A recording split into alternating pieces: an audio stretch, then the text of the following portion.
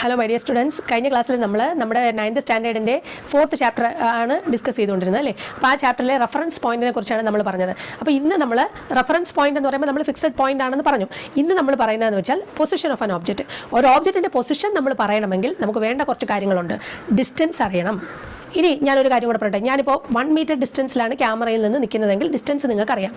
ഇനി ഡയറക്ഷൻ നിങ്ങൾക്ക് അറിയണമെങ്കിൽ പറഞ്ഞാലേ അറിയാൻ പറ്റൂ എവിടെയാണെന്ന്. അപ്പോൾ സപ്പോസ് ഇമാജിൻ എൻ്റെ റൈറ്റ് ഹാൻഡ് സൈഡ് ഈസ്റ്റും എൻ്റെ ലെഫ്റ്റ് ഹാൻഡ് സൈഡ് വെസ്റ്റും ക്യാമറ നോക്കി നിൽക്കുന്നത് നോർത്തിലോട്ടും പിന്നെ ഞാൻ ഇങ്ങോട്ട് സൗത്തിലോട്ടുമാണ് നിൽക്കുന്നതെന്ന് വിചാരിക്കുക.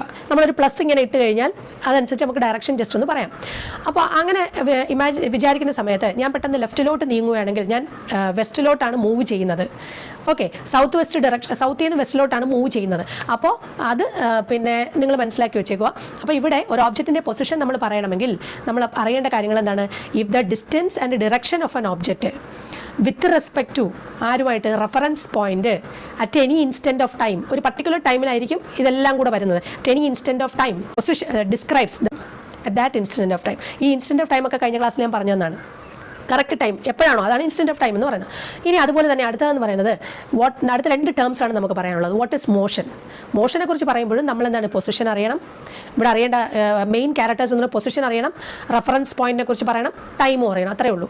അപ്പോൾ നമുക്ക് ഇങ്ങനെ പറയാം, if the position of an object with respect to the reference point changes with time, സമയത്തിനനുസരിച്ച് ചേഞ്ച് ചെയ്യുകയാണ്. ഞാൻ അങ്ങോട്ട് മൂവ് ചെയ്യുന്നു അല്ലെങ്കിൽ ഇങ്ങോട്ട് മൂവ് ചെയ്യുന്നു, അങ്ങനെയാണെങ്കിൽ ചേഞ്ചസ് വിത്ത് ടൈം, അതിനെയാണ് നമ്മൾ മോഷൻ എന്ന് പറയുന്നത്. ഇനി നമുക്ക് പറയാം വാട്ട് ഇസ് റെസ്റ്റ് എന്ന് ചോദിച്ചു കഴിഞ്ഞാൽ ഇതിൻ്റെ just opposite, does not changes with time ആണ് അവിടെ വരുന്നത്. അപ്പോൾ വീണ്ടും നമുക്ക് ഡെഫിനിഷൻ പറയാം. If the position of an object with respect to, object ഇതാണ്, with respect to the reference point does not changes with time, സമയത്തിനനുസരിച്ച് ചേഞ്ച് ചെയ്യുന്നില്ല, ഓബ്ജക്റ്റ് അവിടെ സ്റ്റില്ലാണ്, അതിന് നമ്മൾ റെസ്റ്റ് എന്ന് പറയുന്നു. ഓക്കെ, ഇത്രയുമാണ് 2 കാര്യങ്ങൾ പറഞ്ഞത്. ഇനി നമ്മൾ വേറൊരു കാര്യം നിങ്ങളൊന്ന് ചിന്തിച്ചേ. ഞാനിവിടെ ഒരു സ്ട്രെയിറ്റ് ലൈൻ വരച്ചു, ഇതൊരു ട്രാക്കാണെന്ന് മനസ്സിൽ വിചാരിച്ചു. ഈ ട്രാക്കിലൂടെ ഒരു അത്ലറ്റ് ഓടുന്നു.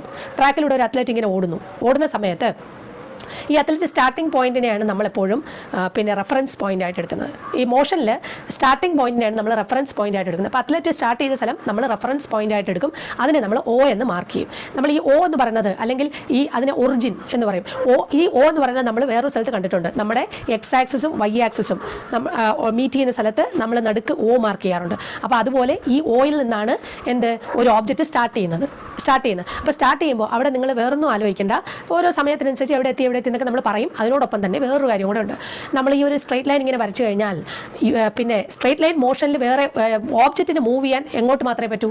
ഒന്നീ ഫ്രണ്ടിലോട്ട് അല്ലെങ്കിൽ ബാക്കിലോട്ട്. ഇത് മാത്രമേ ഉള്ളൂ മൂവ്മെൻറ്റ്സ്. അപ്പോൾ ഇവിടെ നമ്മൾ പോസിറ്റീവ് X ആക്സിസ് ഓർത്താൽ മതിയാകും. റൈറ്റ് സൈഡ് പോസിറ്റീവും ലെഫ്റ്റ് സൈഡ് എപ്പോഴും നെഗറ്റീവും ആയിരിക്കും.